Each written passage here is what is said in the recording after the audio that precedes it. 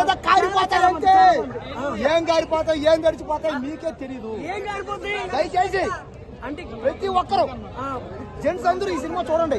Ladies మాత్రం cinema రావద్దు, కుళ్ళి చచ్చిపోతారు అంతే. ఈ సినిమాలో ఉండాలి భయ్యా లైలా క్యారెక్టర్. లైలా ఉంది భయ్యా అందం అబ్బాబా. ఈ లైలా ముందు ఐశ్వర్యరావు కూడా పనికిరాదు అంతే. లైలా ముందు ఏ ఆడపిల్ల కూడా పనికిరాదు. హిట్ అయ్యో నిజంగా చెప్తున్నా, నా కండ మీద ఒట్టు. ఈ సినిమా మాత్రం హిట్.